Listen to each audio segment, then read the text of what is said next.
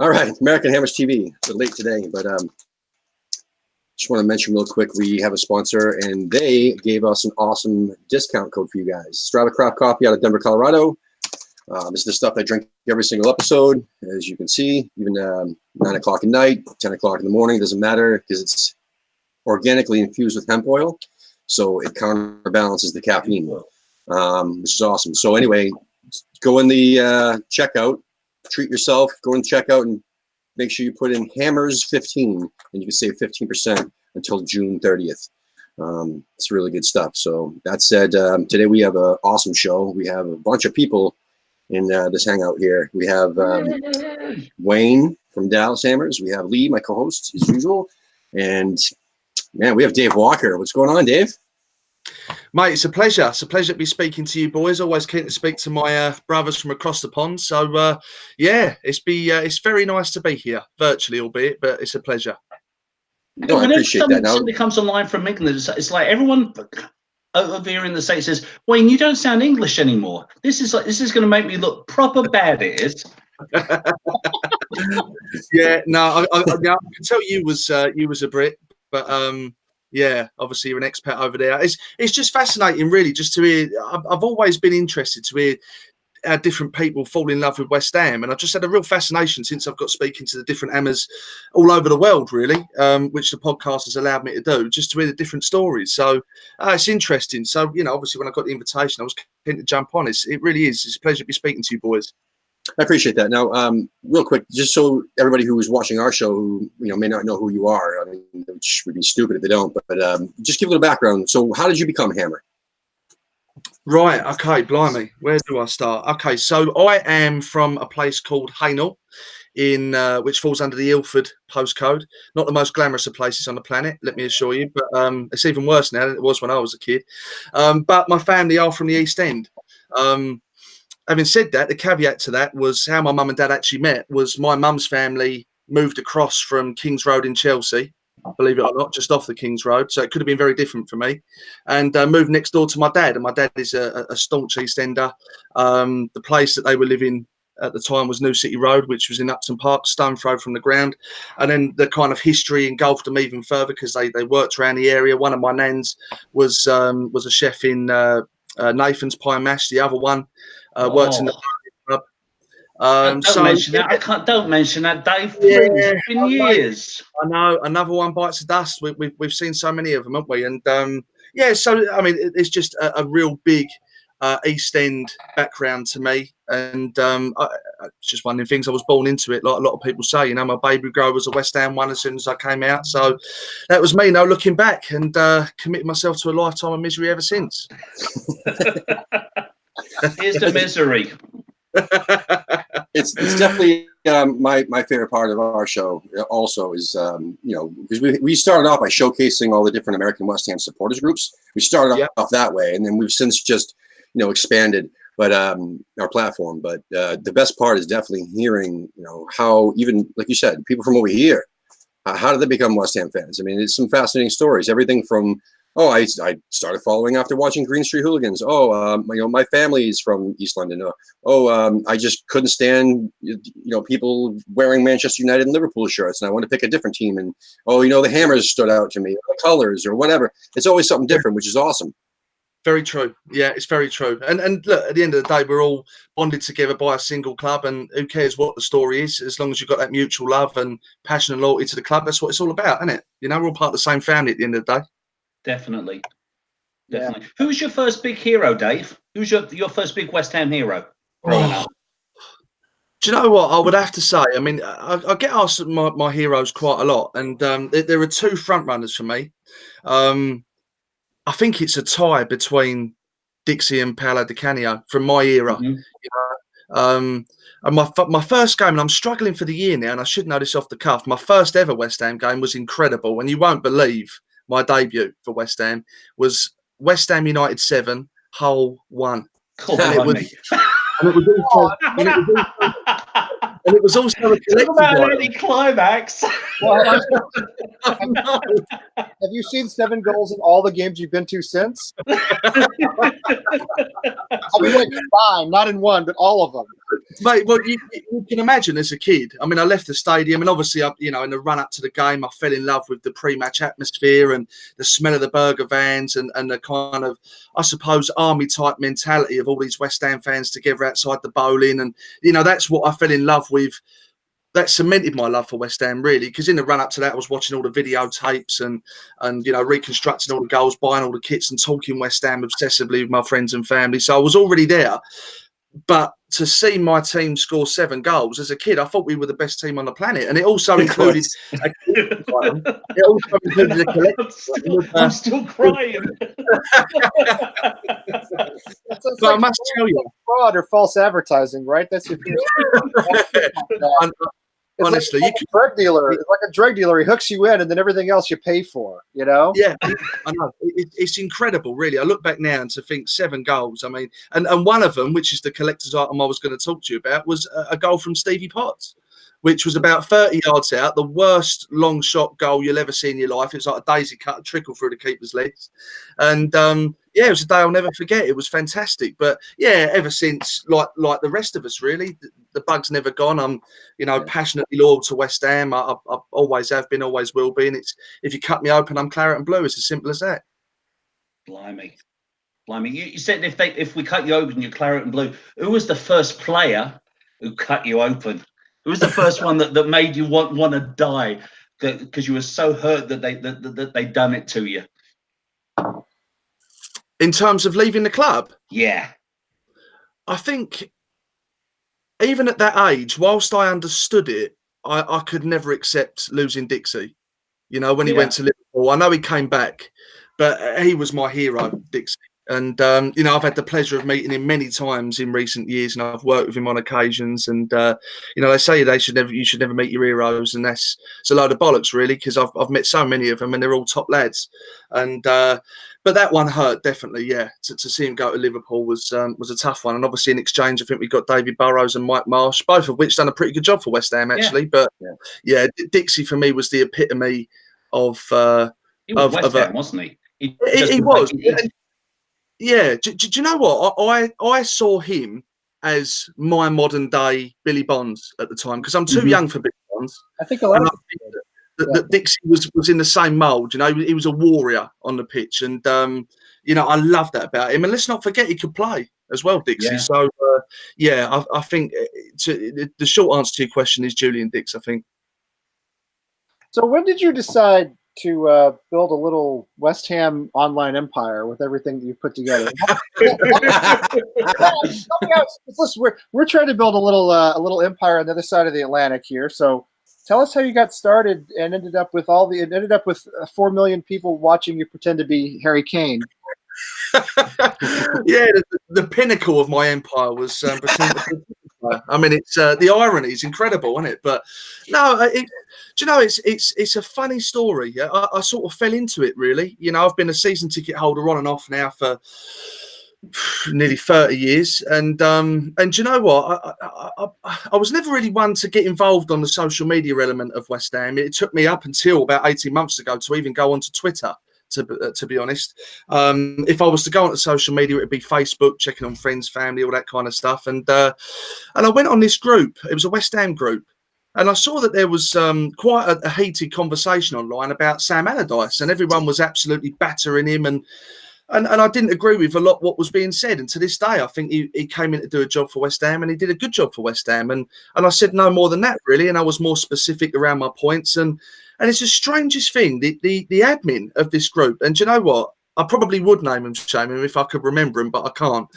He really took offence to it, and it started to get aggressive. And he was sending me private messages, and it got to a point, and I don't know what part of me thought this was a good idea at the time. In hindsight, it turned out to be a very good idea.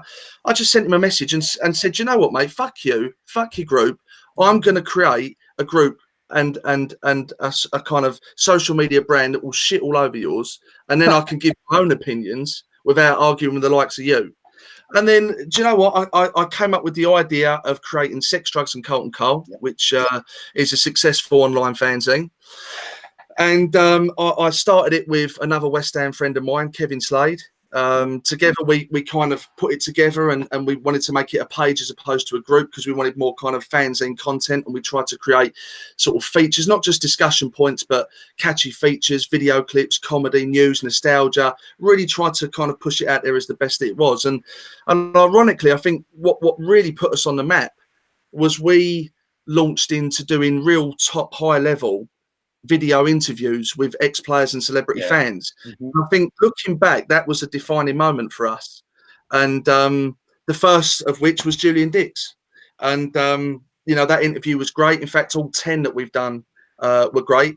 And that kind of started to get us a bit more noticed, and more and more people wanted to know who we were and engage with us and work with us. And one of those people was my new wife, ex-WHU employee. And no, honestly, so is that a big hint? Is he really a she?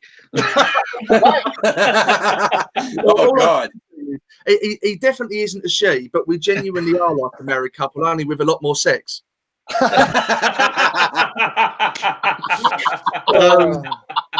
no, but he but he created a brand. He solely created a brand called the West Ham Way, which was in the form of a website, and he himself wanted to kind of take himself to the next level, because obviously he's an ITK and a very good one at that, the most notorious, not just at West Ham, but arguably in football, in my opinion. And he wanted to kind of branch out and offer different avenues to this website, one of which was to see if we'd be interested in uploading our interviews exclusively with the West Ham Way. So we met up with him, and jokes aside, from that day to this, me and X have just evolved into the very best of friends. We're very close, and apart from a really good friendship that we've struck up, we soon realised that we have the same creative ambitions. We've both got this mutual bond of loving West Ham like we all do, and we've both constantly, we like to think, got pretty good ideas. So that evolved into the West Ham Way podcast, which is far more popular than I ever dreamt it could have been, to be honest with you. It is fantastic, though. Yeah. Honestly, I still have to pinch myself. I look back now, and the producer of Phoenix FM at the time approached X. He had no idea who I was, and to be honest, a lot of people didn't. And he said to X, still don't, Dave. No, the intro you made me give, but and he approached X and he said, look, we want to do a West Ham based radio show. And he said, well, I'm not going to do it on my own. I want someone to host it and do it along with me. And he came to me and Kev at the time. And it was me who said, look, I don't want to do it. I don't really want to commit myself to something every week. And then he basically bullied me into giving it a go. And thank God I did, because it's the best thing I've ever done. And if it would have gone on to be as successful as it is now without me, I'd be kicking myself, because it's just a joy. And then obviously the backfall from that, which was another one of our projects, was the West Ham Way pre-match event, which was that's arguably our proudest achievement. And that was born from a conversation between me and a good friend of mine called Mark Wald, who used to play for West Ham in the 80s. Yep. And we was on the phone once. We used to speak quite often, and we still do. And he was saying how much he'd like to get back into hospitality, because it's been hard for him getting work since he's released from prison, because of his reputation or how he might be perceived in a professional capacity. And he said to me one day, he said, you know what, Dave? He said, Everton do something. He said they charge them 30 quid to get on the door, and they just go down Morrison's, buy X amount of beers, 10 tables of 10, and they do a pre-match stuff. And sometimes players come down, they do a little Q&A and whatnot. So I like to say that he planted the seed, and me and X grew it into a beautiful flower, really. And that's what we do. And then the first person I turned to make this happen alongside me was X, because his marketing reach is massive, and he is an ideas man, and he's very creative and ambitious like I am. So I think between me, X, and Waldy, we've created something to be proud of, and long may it continue. And obviously we put that under the West Ham Way brand as well. Yeah. Do you have any wild stories from any of those pre-match events, like that weren't that people didn't really know about? I can't talk to you about any wild stories. I'm not without throwing anybody in the bus. Yes, you can. Yeah. Come on, yes, you can. We only have 300 subscribers. No, 350. Hold on, we're growing. 350. We're getting there. Yeah. We average 100 a month. That's just pretty damn good for only I'll We've only text you this my is our number. You fourth can month. tell me after. No, I mean there are some stories. I mean we've had some characters, and yeah, there's been some things that I can tell you, but I couldn't tell you on camera purely out of respect to them, really, because there's some stuff that we would all laugh at, but other people might not see it as funny. But no, I mean on a more innocent side of things, there was I remember Marlon Harewood agreed to do it, and he was very popular at an event, and I think there was 300 fans that had bought a ticket to see him. And I remember I said to him, be there for 11:45, and he said, yeah, no problem at all. Anyway, it's 11:45's gone, 10:12's gone, 5:12's gone, and I'm starting to shit myself a little bit now. And I've gone into the back room, and you've got to remember there are 300 pissed up West Ham fans there that want to see Marlon Harewood. So if they can't see Marlon Harewood, there's only one West Ham fan that has to be held accountable for, and that's me. Mm-hmm. So, that isn't kind of filling me with a lot of confidence and enthusiasm at that stage. So, yeah, I was shitting myself a little bit. So I got on the phone to Marlon, didn't answer. I thought, fuck this. Gave it another 5 minutes, went back on the phone to him, and he answered. I said, Marlon, is everything all right, mate? He said, mate, you're not going to believe this. He said, I can't make it. I said, oh, mate, don't do that to me. You're joking. I said, I've got 300 fans out there waiting for you to turn up. I said, what's the matter? He said, I can't really go into it. I said, mate, you're going to have to go into it. I said, because I've got to know what to tell these people. And I'm starting to sweat, and I'm getting a real stress one. Anyway, then he suddenly just broke down laughing and said, oh, I'm only joking, mate. I'm outside. I'll be up in a minute. So, what a bastard. The relief. And I'm just pleased I didn't throw a load of abuse at him. You know what I mean? And he would have turned around and gone. But you still have to tell that story. You didn't kill him right on the spot after he did that to you? No, he's bigger than me. I'm quite. He's a big boy. He is a big boy. He's a unit, Marlon. So no, I'll give him a pass on that one. You know what? Honestly, there's been so many memories that we've created there, and that was the magical thing about doing the pre-match event, and that was genuinely our only ambition at the time to do it was to bring everyone together and bring everyone together in a working class environment, because obviously when we moved from Upton Park to Stratford, we moved from a spit and sawdust working class environment that everyone fell in love with to a nice, bright, shiny corporate experience at Stratford, and a lot of people were resentful of that. And we spotted an opportunity to keep people back at our spiritual home on a match day, be with your own people, and meet your heroes and enjoy the experience. And I think we delivered that. But then, sadly, like so many institutions before it, it's closed its doors, and because of that, we've now taken it to O'Neill's in Leytonstone, which is still great, but it's still growing, but very enjoyable. So actually, I've got a question for you from one of my lads in Dallas, because when they found out that you was going to be coming on the American Hammers TV show, I asked them if they had any questions, and one who is religiously listens to your podcast every week, and he's like, his first question was, find out who X is. And I'm like, don't be a stupid twank. I said, we're not going to find that out. That was his first question. And I said, let's ask a proper question. He says, who does he have lined up for the pre-match events next year? Any big names for next year that you can let us into? Do you know what? I think that the one thing that we could do differently and should do differently is that we do tend to cut it a bit fine. I think in an ideal world, we should have the fixture list and we should go straight to these players and book them months in advance. That's what we should do. Because he said he'd be willing to book and come over just for that.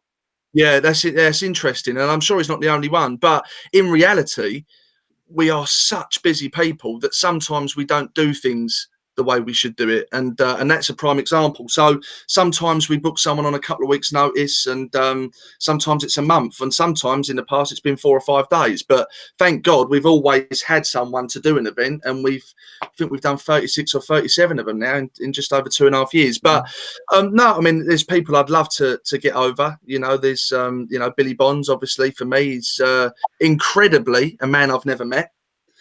So I'd like to get him at an event. Paolo Di Canio, he's done one in this country recently. He'd be another one I'd like to get over. We've covered an incredible amount of people at these events, to be quite honest with you. Yeah. So there isn't a hell of a lot of people left. But, we're at a stage now where we're probably going to start recycling a lot of the players that we've had, because we've hit in the 3-year stage now, and it's been a while since people have heard from them. And let's be honest, the first guest we ever had in that event was Frank McAvenny. So who's going to complain if Frank comes back in town? You know, Seriously. So yeah, I think that my only frustration with the event, if I'm being brutally honest, as I always am, is looking at historical ticket sales. And this is the one thing that I struggle with a little bit, if I'm honest, purely because I don't think this is the way it should be, but it is that you only really get a lot of bodies through the door at these events if it's a West Ham legend or they've played for the club in the last 10 to 15 years, which disappoints me a little bit, because as far as I'm concerned, and obviously I am biased, the event offers so much more than just a guest. The guest should be a massive bonus.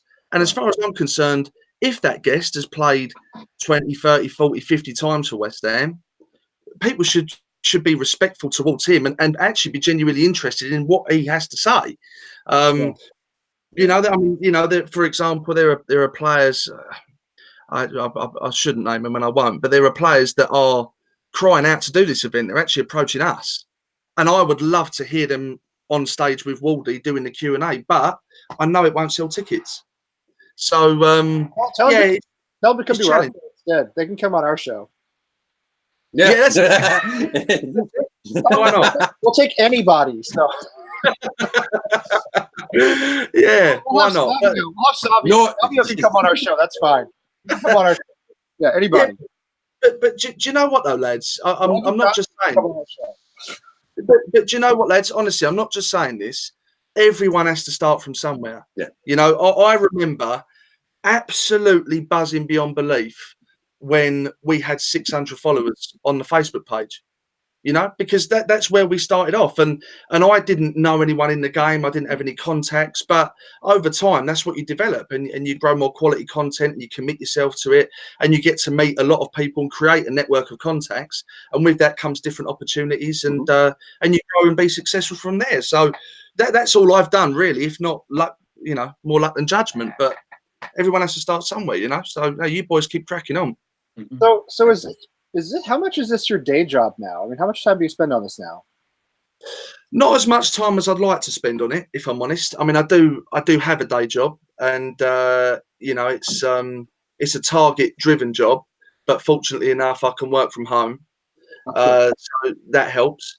But you know, I am genuinely incredibly busy because I've got my 9 to 5 job, so to speak. I've got the podcast to do. That takes preparation because it's not. There's a lot of structure and thought that goes into that. Then there's the planning around the pre-match events. There's a lot of stuff that goes on behind the scenes with that I've constantly got to sort out, as is X. Then we've got to deal with sponsorship. Then we've got to deal with kind of creative and potentially revenue generating ideas surrounding the podcast, which has its own challenges. I won't bore you with that. And then, of course, above anything else, which is the most important thing on the planet for me, is I'm also a husband and a dad. So, I don't have, you know, a hell of a lot of time free, if I'm honest. But in an ideal world, I would like to do the West Ham stuff full time. And I don't think I'm a million miles away from that, but I'm not there yet. Yeah. What does Carlton Cole think about having his name, not that he wasn't a legend anyway, but having his name sort of forever enshrined in West Ham lore with sex, drugs, and Carlton Cole? Yeah, do you know, it's a funny one with Carlton because, you know, a lot of people make the misconception that it was a tribute fanzine to him, but it never was. I mean, listen, I love Carlton. I don't think there's a man alive, let alone a West Ham fan alive, that doesn't love Carlton Cole. He's a legend off the pitch and in many ways on it. Yeah. But it was only ever a catchy play on words. That's all it was meant to be, a West Ham-related catchy play on words. And we tried to get an interview with him, and we couldn't. And the reason was, whilst he was still playing, he couldn't be associated with the word drugs.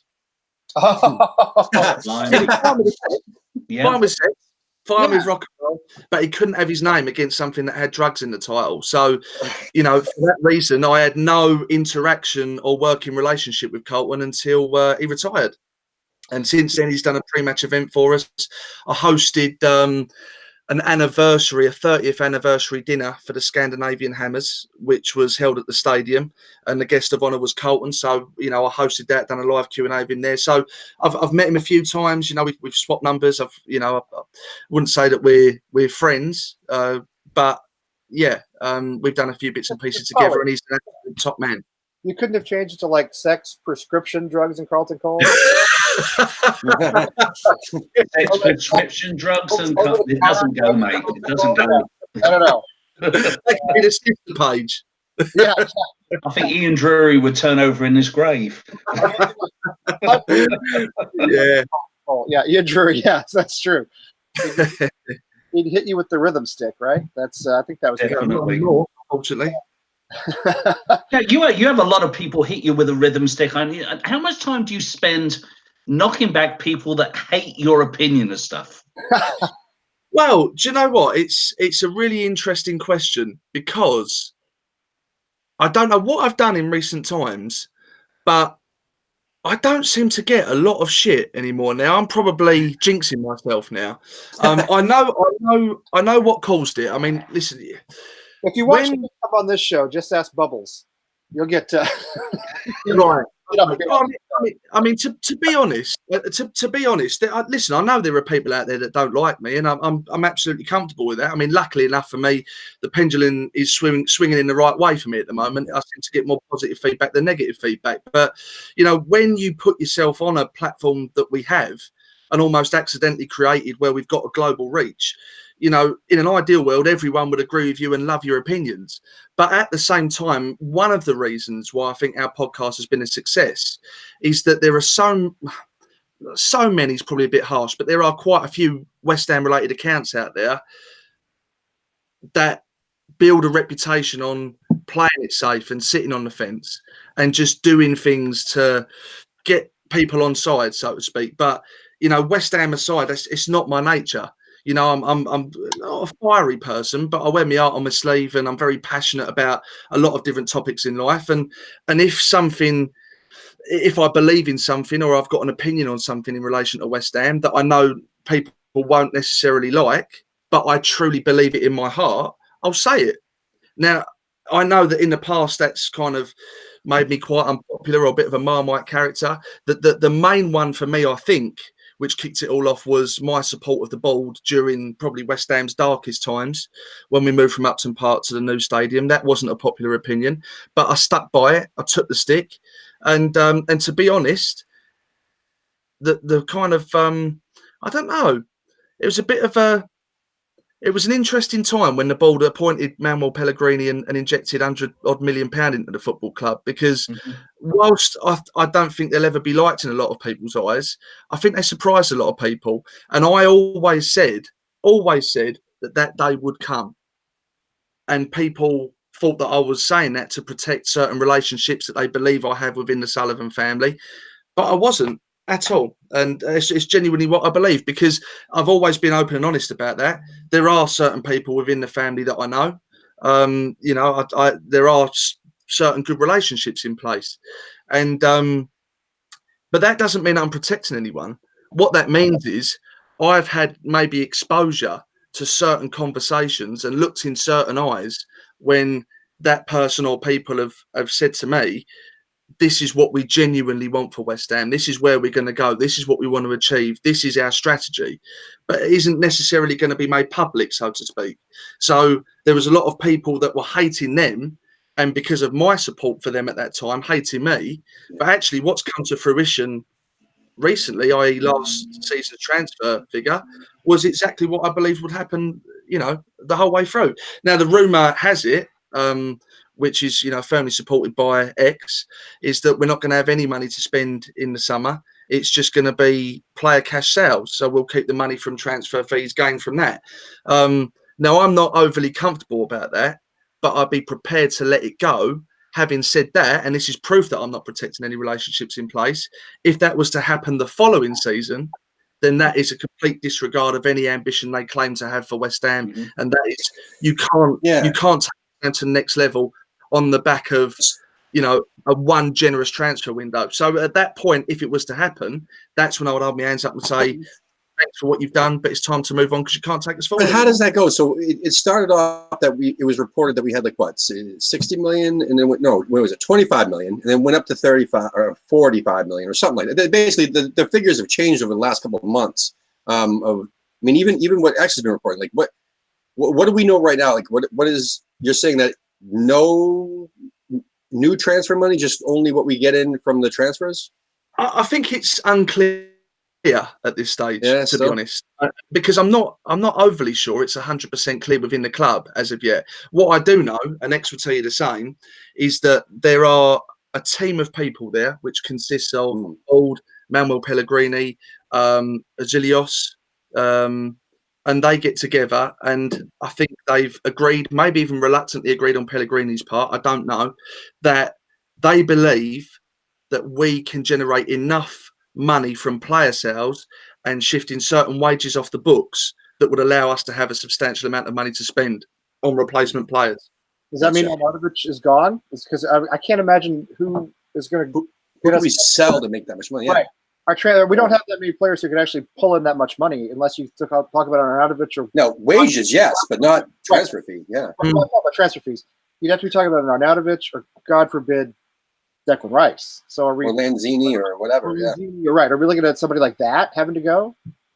Well, as far as I'm concerned, absolutely not. I mean, one of my selling points for the board in recent times when I was challenged on it is that I don't believe we're a selling club anymore, whereas West Ham were for many years. And I think the players that we've wanted to keep, with the exception of Dimitri Payet, but that was an isolated incident, we've kept. And we've actually paid very, very big wages. And we if you look at our wage bill now, we're up there with the best of Premier League clubs with what we spend. So I think in terms of the players that we can shift, there's probably a lot of players that you might not necessarily think of that will spring to the front of your mind. So, and these are all possibles, by the way. X will be able to give you a more definitive answer. But, you've got Hernandez, maybe 10 million. And I'm talking this off the top of my head now. Pedro Obiang, maybe 10 million. Marko Arnautovic, realistically, 30 million. Oh, I don't think we're going to get 45 for him.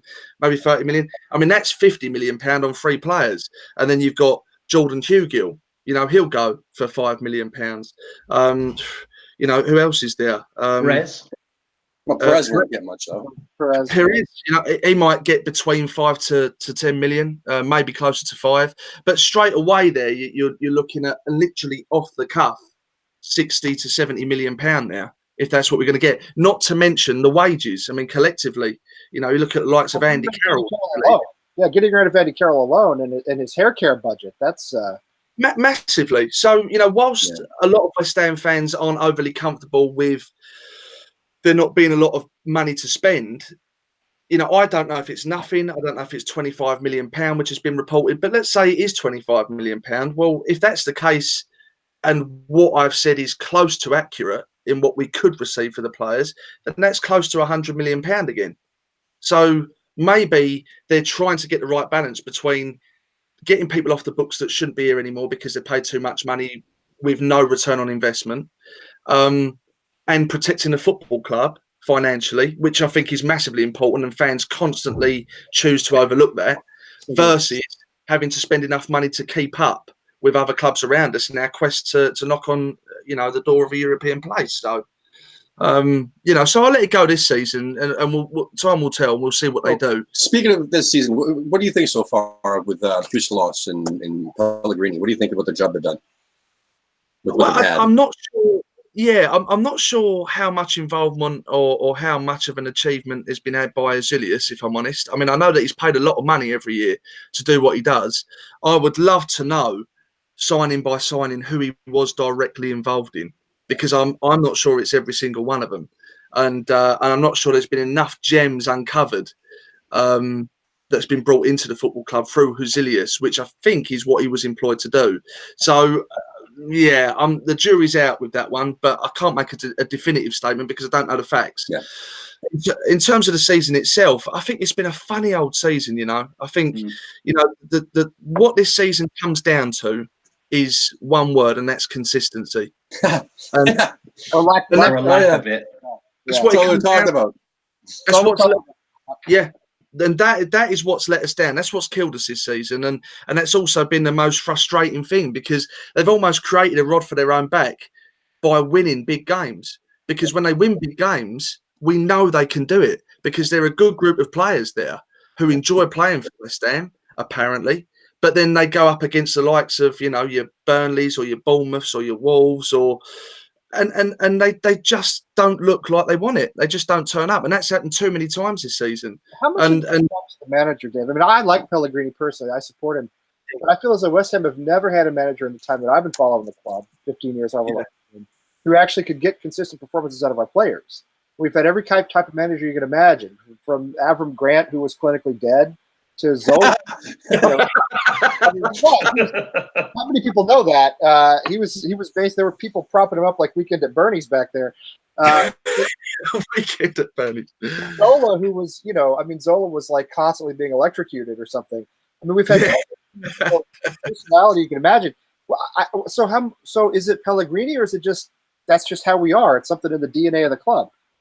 Well, I mean, I am, whilst I'm not denying the truth in the DNA in the club and it's the West Ham way, I am still very resentful of that, type of excuse for West Ham, because if we could laugh it off and joke about it in the days of the bowling and going up and down the leagues and never really having any quality players to cheer about or any decent posters put up on your wall, we are now supposedly brought into a time where that comes to an end and better memories lay ahead of us. So that's why we've paid massive money for Pellegrini to come in alongside Azilius and his team, and actually paid a lot of money to players to stay and paid a lot of money for players to come in. So we've done pretty much everything right. I'm like you. You know what? I like Pellegrini. Rafa Benitez was my first choice. Yeah. Pellegrini was a close second. I was happy with Pellegrini coming in. It took him a while to get adjusted and to get the boys on side, but that's natural. But my concern over him is that when you look at the amount of games where West Ham didn't turn up, whilst the players have to be held accountable, it's Pellegrini's job to make sure that doesn't happen. As a chief motivator of those group of players, it's his job to make sure that they are consistent. I mean, and it's other things as well. The biggest disappointment for me this season, arguably, was going out of the FA Cup to Wimbledon. Absolutely. Yeah. I mean, he didn't play. He didn't play his best team. The door was wide open to get to the final. If you look at massive, else we would have played. I mean, it was just and we need to get Mark Noble the trophy. We need to get Mark Noble, into that Billy Bonds, sort of stratosphere, Trevor Brooking type guys who win trophies. Definitely, 100%. And the thing is, what drives me mad is why West Ham United don't seem to take cup competition seriously enough. It's not got Champions League next week or we're fighting for the title. This realistically, the FA Cup and the League Cup is our only chance of silverware. And I've never seen West Ham lift silverware in my life, and I'm 35 years of age. So why is it? Why is it that we go to Wimbledon away and capitulate? Why do we not put our best 11 out there to get the job done? Why do West Ham go to Arsenal in the quarter-final of the League Cup away from home and field pretty much a team of youngsters and players out of position when Arsenal done exactly the same? I was there that night and we went out of the cup. If we would have put our best 11 out that night, we probably could have got through that game and got into a two-legged semi-final, and then you're in with half a chance of winning the fucking cup. Yeah. Why don't West Ham do that? We're not big enough. We're not good enough to selectively choose whether we take these competitions seriously. We have to, because it's our only chance of silverware. But why do we also capitulate every single time that we were close to seventh place, though? This half of the new year, like basically, even the Everton match. I mean, they started Perez and Obiang against Everton if we won that match, we would have been in seventh place. And then it seemed like they just didn't want it. That was part of our conspiracy theories, that the board doesn't want or Pellegrini's deal is that they didn't want us to be in Europe next year. They wanted to just spend another year regrouping and rebuilding so that we could go try for it the next year. They want the China money. Throwing all this extra money. Yeah. I don't know. I mean, China money. What do you think? Didn't want to go to Moldova at the end of July, and failed to qualify against Astra Gugu, whoever it is we kept losing to in those years. What do you think, Dave? That's our conspiracy theory. Do you know what? My initial reaction to that is it's ridiculous. Like, why would the club not want the fans to have a European tour? And there's more money in it for them financially. But actually, when you give it some thought, it's not as ridiculous a theory as my instincts might show. So I still would go along the opinion that it wouldn't be deliberate. But the lineups and substitutions made it look deliberate. It made it feel deliberate. You know what I mean? It wasn't not necessarily the performances as it was the people that he picked to play on the same pitch with each other. There was no mesh, and that had to do with the lineup that he chose. And it was always a shit lineup every single time that we needed that win to go to 7th. But is that a question mark over Pellegrini's managerial ability as opposed to a club's? I doubt that. Theory. Because you know who he is and how famous he is and how much of how liked he is and as a manager and how supposedly brilliant he is. Why the fuck would he? You know what I mean? It makes no sense whatsoever that he would do something stupid unless he was told to. You know what I mean? That's where we're coming from. Another theory that I've got, to be honest with you, is I think too many times and too many occasions the players get away with murder. I mean, ultimately it's them going out on the pitch and as professionals delivering a load of shit for West Ham. And, and it's the nature of the beast where we would automatically go to the manager and then the board. I've done it myself. But, when it comes to the players itself, I've seen it in them in certain games. They're not tracking back. They're not running. They're letting men run past them. They're looking like they don't give a shit. And I don't know if, are we attracting players of Philip Anderson's ilk, for example, because we pay him 150 grand a year? So my point is, and I'm only playing devil's advocate here. I'm in no way saying Philip Anderson doesn't care and doesn't want to play for West Ham, but we've got a lot of players on big money there. Are we just an easy ride? Do they come to West Ham and think, I'm picking up a fat paycheck every week, I'm not going to be competing for Europe, and I'm not going to be fighting against relegation? So what's the genuine incentive for me to play here other than turn up when I feel like it and just, pick up a fat paycheck every week? I think the attitude has been wrong too many times this season. And if it wasn't wrong and we would have beaten the teams that we should have beaten, then we seriously could be sitting 7th place now and everyone's got a smile on their face. But I think we've been let down sometimes. If that's the case, then why do we look to get rid of somebody like Hernandez, who goes out there every time he plays, gives 100%? Yeah, he doesn't suit our system. But the one thing you have to say about the lad is when he goes out there, he gives everything he's got. He does. And do you know what's interesting about Hernandez? And we had this conversation on the podcast so many times, was in his first season at West Ham, you could put a strong argument together that he didn't really get the opportunities that he should have got. He didn't get a real run at the first team football. And interestingly, if you look at Hernandez's goal scoring record in that first season for West Ham, he averaged something like 1 goal every 180 minutes. Well, that's 1 in 2. Yeah. So actually, if you look at his record, he was a prolific goal scorer for West Ham. Yeah. He just didn't get the opportunity to do it week in, week out. But again, West Ham being West Ham, just like Mascherano wasn't good enough to overtake Hayden Mullins in the side. Yeah. Real Madrid and Man United and done very, very well for himself, suddenly can't play in West Ham system. I mean, fuck me, you can't make it up, can you? No. How many players do you think? Have you talked about Chicha putting out full effort? I mean, when I watch West Ham, when I watched us this season, I see Snodgrass, I see Noble, I see Declan, I guess Fabianski, who's been fantastic. Honestly, those are probably the 4 players I can think of who I think play 100% every time they're on the pitch. Other players have had moments of brilliance and they've had moments of being less competent, but in terms of effort, I think of those 4. The rest of them, I mean, a lot of them are walking around half the time. Yeah. It's the way it feels to me anyway. I totally agree. I think first and foremost, the names you mentioned, you're absolutely right. And they should be commended for that. But it almost seems strange saying that when they're paid the level of money that they are and they're playing for West Ham United. I mean, maybe it's because we're West Ham fans and we get it more than they ever would do. We expect much from them. But even as professional athletes on that sort of money, you should go into work giving it 110%. But maybe there isn't enough of those players around. I mean, you could probably throw Brenner in there as well in terms of someone that gives 100%, in my opinion. I think he's had a great season. Yeah. Constantly overlooked because of the amount of money we signed him for, in my opinion. I think because he didn't sign for £30 million, the spotlight hasn't been on him. But if it would have been on him, I think we'd have looked at him and thought we've got one hell of a player here. Healthy, if we'd had the Diop Balbuena center back pairing the whole season, I think we'd have given up fewer shots and fewer goals.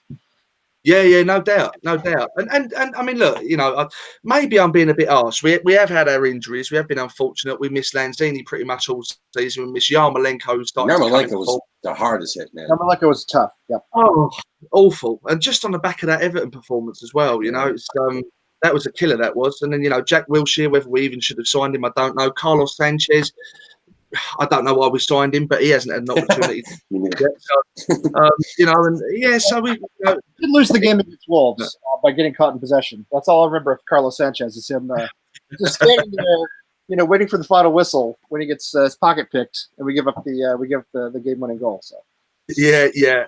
I can't understand that one, Carlos Sanchez. I mean, you think he's 32. Don't remember him ripping up any trees for Aston Villa. Maybe I'm wrong. I know he's an international, or was, but that's very different to Premier League football. And he's on big money, you know. He's on about 70, 80 grand a week, Carlos Sanchez. It's crazy. And that's almost as much as I bloody well am. I'll tell you, it's crazy that it's like a week, man. That's so fucking much money, man. That 1 week. Amazing, isn't it? They should sign me. Oh god. Man. It's football, but you know, I often have this argument with my father-in-law, who isn't a football fan, and he always goes on about it's disgusting how much footballers get paid. But you know, my counter argument to that is the problem is that's sports entertainment. If you're going to have a pop at footballers about it, look at American footballers. How much do they get paid? Yeah. You know, how much do you win in a golf tournament that you don't even have to physically train for? Mm-hmm. You know, how much do you win for a tennis open? Baseball players sit around most of the time, and they make the most of any. Well, basketball players, I guess, too. Baseball players make the most of any American athletes for like running, you know, 8 minutes a game, basically. Yeah, there you go. So, you know, whilst I think they are overpaid, right, but it's true. You've got to back it in. Like baseball, but just saying it's just kind of true. That's all. But conceptually, you're right. You know, it's basically footballers aren't overpaid, sports entertainers are overpaid, and footballers fall into that bracket. Well, they're like pop everybody else. They're entertainers, right? It's supply and demand. Yeah. If they're going to get what the market will give them, and right now the market will give them a lot. So, yeah, but they also have the longest training for a career than anybody else. It's like, you know, you're training to be a doctor. What's 8 years to train to be a doctor? Yeah, look at Declan Rice. How long was he training to be a footballer from the time he started rolling a ball as a kid? Yeah, I mean, it's like you've got a limited time period to cash in on this. You've got what, maybe 20 years if you're lucky. If you're lucky.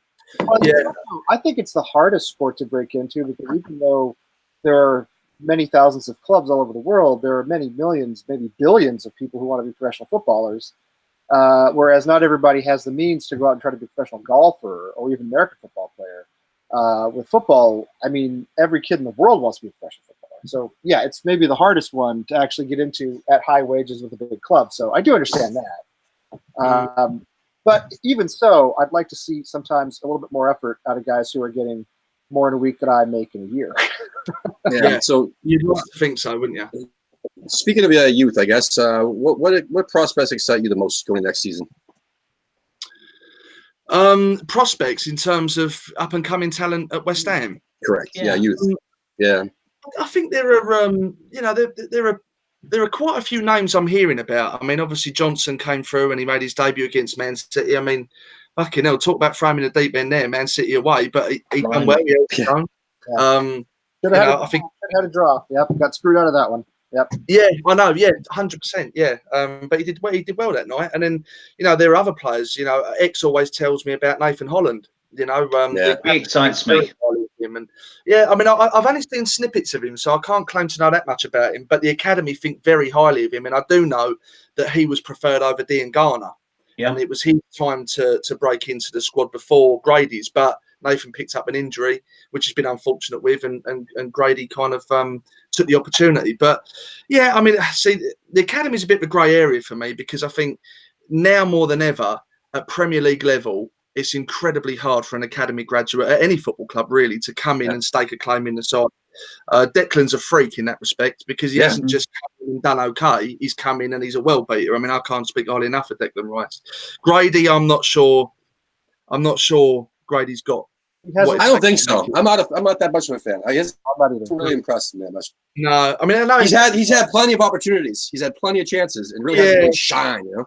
Yeah, it doesn't impact the game enough for me, which is unfortunate. But yeah, I mean, there are other names. I mean, X is very good on this. He keeps a closer eye to the academy than I do. But yeah, I mean, it's we're known as the Academy of Football, and you know, we went from unlimited amounts of players through the youth that went on to have fantastic careers and hit a real lull for a number of years, and then started to come through again recently. So hopefully, we'll see a few more boys come through, because let's not forget, whilst managers go overseas for a lot of players, there are, by regulation, a certain amount of homegrown players you have to have in the squad anyway. So we trained at the club. Yeah, absolutely. So we do have an interest, because we have to have an interest in homegrown British players. So watch this space really. But I'm sure there's a few boys, but when they get the opportunity, they've got to take it. It's as simple as that. That's football now. Top level football is cutthroat. Yeah, and now with so the news out today was that we're looking at a couple of different players to replace Adrian. Who would you? I mean, have you heard that at all? I mean, have you seen any names pop up as a replacement for as a backup for Fabianski? Well, there's potentially a few picks at Burnley. I mean, they've got 3 goalkeepers, and I think 2 of them at one point were in the England squad, and then they decided to sign another third goalkeeper in Joe Hart, which was a strange one. Good luck. There's Pope, there's Heaton, and there's Hart. And the question is, what goalkeeper of a certain caliber can we get to mid-table West Ham to be a number 2? Yeah. That's quite a hard sell, I can't picture Tom Heaton wanting to have another season as number 2.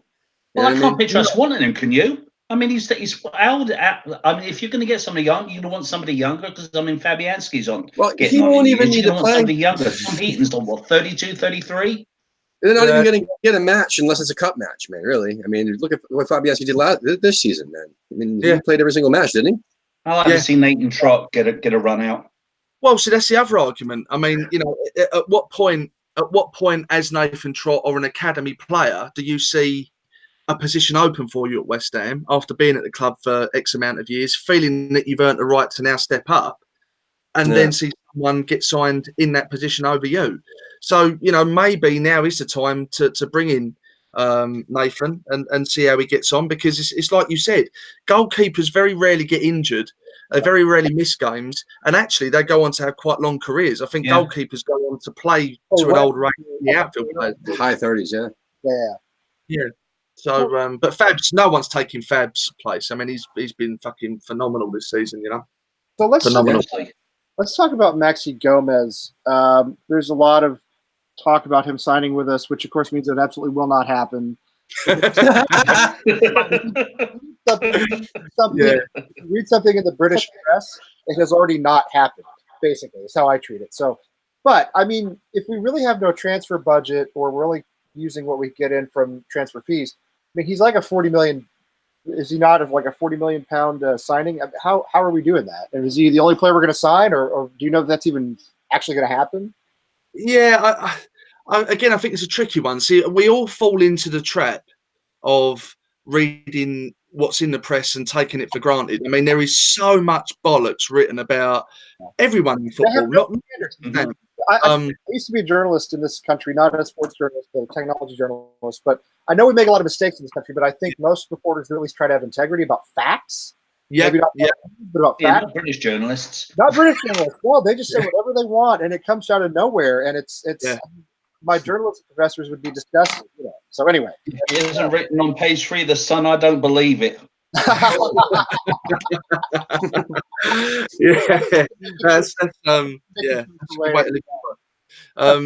But in terms of Maxie Gomez, I mean, I know the interest is genuine.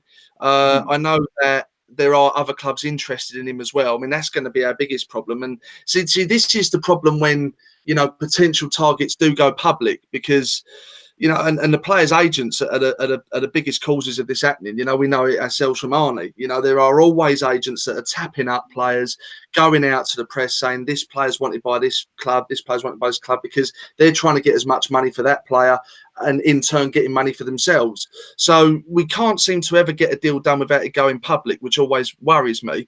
That said, Gomez, I mean, I don't know a hell of a lot about him. I think he's a grafter, from what I understand. He's a workhorse up front, which is good. I think, considering he's been in a relegation battle with his club, I think his overall goal scoring record this season has been quite impressive. That said, I don't know how many goals he scored since January, because I've got a feeling it's pretty low. I think he's only scored 1 or 2. He's also had a couple of at least one red card where he had to miss another match, because of that. He's got a short temper. What's up with us and hot-headed players? Because we were linked with Mitrovic too, who's another fucking hothead. And why do we keep looking at hotheads from these relegated teams? They don't really excite me. Why do we want these players? I mean, if we're going to sign a player from a relegated team, I want Alex Pritchard because he's a fucking bastard. He's an asshole.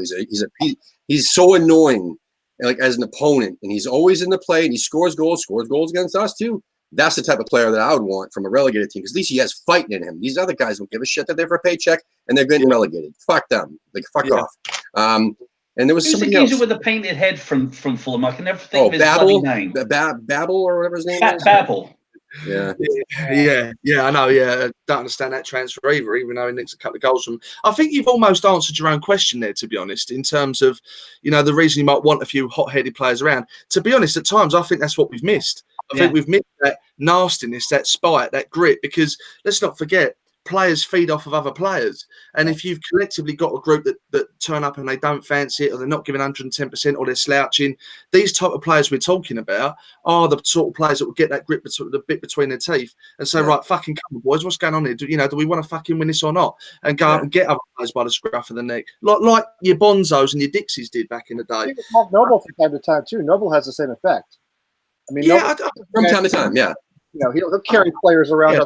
Should carry the Snodgrass too, man. Snodgrass. Of course. I mean, I think we have got characters like that, but I think we need more of them. To be quite honest with you, I mean, maybe I'm wrong. I mean, Declan is an absolute world beater of a player, but he's still in his infancy. Even though I think slightly contradictory, he's going to be a future captain for West Ham if he stays, but it's still very early days from him. Anderson, I think, is a sort of fella who's a great player, but probably wouldn't say boot with goose. Antonio's probably too nice. Arnautovic, I think, is that sort of player. Yeah. But he tends to wind their own fucking fans up more than the opposition players. And you got about Jack Grealish? I mean, there's a lot of talk about Grealish coming up from Villa. He seems to be that sort of player that's got a bit of gumption about him, and certainly he's proven that he's got a little bit of talent there. Do you know what? This question comes up a lot in terms of potential new players, right? Mm-hmm. And what's interesting is, rightfully so, people can't speak enough of Mark Noble, right? Now, but one of the things I've heard constantly recently is we should be looking at another box-to-box midfielder to sit alongside Declan. And I, for one, have been saying that since the start of the season, I really do. But let's say we sign that player. What does that mean for Mark Noble? Or even if you sign a Jack Grealish, who is in a number 10 role, what does that mean for Lanzini? Where do all these players fit in? Because maybe I'm naive, and this is why I said in the podcast the other night, I think we are the 7th best team in that division, maybe the 8th best team.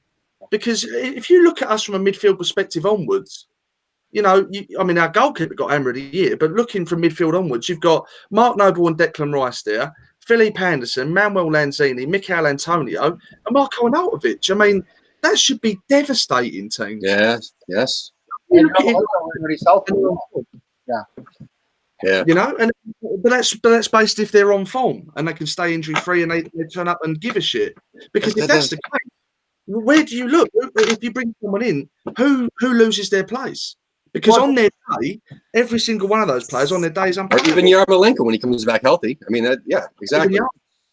Noble, I mean, as much as we all love Noble and as brilliant as he's been the last few weeks, I think over the course of the season, I mean, is he really somebody who's going to make 38 appearances for us, 35 appearances? Or he's feeling to me like somebody who maybe should be getting like 20 appearances in all competitions and maybe getting a little bit of rest. I don't know. Maybe I'm wrong about that, but I can see there being a case for somebody to kind of platoon with Noble for Prime Minister.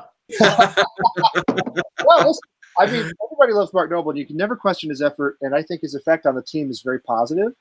But I think the real question is, at his age, at his stage of his career, does he give you 90 minutes, 38 games a season? I'm not sure he does. I don't know if you're like a platoon situation, like the word you use in American sports is where you have two guys sharing the position, basically. I don't know if maybe that's something to think about. Or who would accept it? You know what I mean? Who would come in and say, okay, fine, I'll split with Mark Noble. Yeah. I think that's a difficult one because a lot of it is the high pace and intensity of the Premier League these days as well. Whilst Mark's done an incredible job over the last couple of weeks, two of the best games I've seen him play for West Ham in a long time, to be quite honest. Arnie got the man of the match against Southampton. I would have given it to Nobes, and against Tottenham, he was just a world beater. He was absolutely phenomenal. But he's never been the quickest. As he's getting older, he's still never going to be the quickest. But because he's never been the quickest, does age really matter? Because he's not going to lose pace that he's never had. But the question is, at this level, as the game goes on and seasons go on and athletes increase, do you need pace? Declan isn't the fastest, but maybe that's where we're going wrong. I don't know, but I personally like to put a box to box. If I could pick a player as an example, it'd be a Kante, a defensive midfielder in a Kante, the old school Makelele, sitting alongside Declan Rice. That's an unbreakable central midfield for me. And enough talent going forward in that final third. And then, just got to add to that. Ryan Fredericks, I think, has been fantastic for West Ham recently. He's going to get better. Zaba has signed a 1-year deal. Goalkeeper's Hammer of the Year. The General's had a great season. Diop looks like he could be one of the top talents in the Premier League. Mazuaki, I love him, but he ain't a left back. And do you know what? As I'm saying this, and as I'm speaking so highly of all these players, it does start to make a little bit more sense as to maybe why we shouldn't go out and spend over £100 million again. Maybe we should just trust the players we've got to have another season of continuity under Pellegrini to get in, get even more acquainted with the side.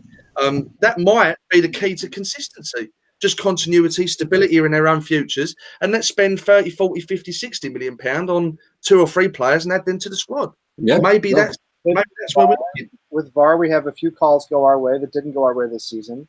We've lost between 5 and 8 points on poor calls against the Champions League finalists. Liverpool, I mean. And with injuries, if we can ever have a season without losing major players for large chunks of the season, then it will be like having new signings. It'll be like having a new team. But it's funny because I'm with you. I look at our players and I look at it on paper. I think this is like a top 8 team on paper, but we never quite get there, And you watch us play Burnley, you watch us play Cardiff away, you watch us play Wolves, who were pretty good this year, to be fair. Yeah. You watch us play, some of the Watford, for instance, and we're just pathetic. And it makes me wonder, why does everybody else have so much? Why can Wolves go out there and finish 7th and have a really, a really very good season with a squad that probably shouldn't be as good as ours? Exactly. And unfortunately, that is a question that has to fall on Pellegrini's lap. Don't get me wrong. I 100%, whatever happened this season, subject to a serious threat against relegation, I think he has to have at least 2 full seasons before he can be properly judged. Yeah. But motivating your players and getting the players playing for you is a key attribute to what a manager has to have, because you can have all the quality in the world, but if the attitude and motivation ain't right, you're not going to get the best from them. West Ham have been relegated before with a team of stars, but something wasn't right in the background. On the flip side to that, Burnley never had any stars when they qualified for Europe in the Premier League 2 or 3 seasons ago. So how could they do it? So I matched jelly deals on the table behind the goal on that claret carpet. Exactly. That's how you do it every bloody time. Food does it for me every time. What do you reckon? What do you reckon, Tim? Oh, we may never lose at home again with the claret carpet. We have not lost with the claret carpet. That's true. Serious. Yeah. I'm matching jelly deals. On that note, we got to wrap it up, just so you know. So listen, I got to thank you so much, Dave. It has been a real honor having nice little chat with you. Real quick, I just got to mention the people in the chat room today. There was a bunch. We had James Quinlan from Knox Hammers was watching. We have Tebow, who's been in here a few times. The Vans United from Russia was watching. John Black, the guy from Vegas, was watching again. What's up, John? And that was pretty much the only ones chatting, but there was a bunch more in there in the live chat taking a watch at this. So thank you guys so much. Sorry we didn't get to ask or answer any of your questions. Was Gabe asked to watch us today, Tim? Or was Gabe trying to graduate from high school? Probably trying to graduate from high school. Yeah, we got a high school kid that watches pretty much every single episode of ours, and we also have another guy from Philly. Where's Wally? Wally World. He must be working his day job. Molly bought some coffee. He did. He bought some Strava Crowd coffee. Thanks. That's actually what Molly spurred me to get the discount code for him. Molly bought Strava coffee, and I'm sure he is thoroughly enjoying it. Right now. Jim, I've got to give a shout out to my buddy Paul that does drinkware designs that makes these incredible mugs, and it makes my Jack Daniels taste even better. Drinkwaredesigns.com. Is there anything you want to plug, Dave? I mean, everybody pretty much knows you're the. Only on the subject of alcohol. If you want to drink alcohol at your seat at the London Stadium, which you're not allowed to do, an easy way around that is buy 2 JD and Coke tins that they sell at the stadium. Get a plastic cup which is designed just for Coca-Cola. Pour the 2 tins in there. Walk into the stadium. They think you got Coke, and you're sitting there getting off your tits on JD. So hey, let me tell you, you can have that one. In Texas, we put a flask in our cowboy boots to go to the game. No, I'm not making this up. I'm serious. No, last college football game we went to down at my alma mater, all the guys were wearing boots. It's like 113 degrees. I'm like, why are you wearing boots? And then they whip out their flask. Oh, that's why you're wearing boots. Okay, yeah, all right. All right. Thanks everybody for watching. We'll talk to you real quick off the air, Dave. Come on, you irons. No worries. Yeah, thanks.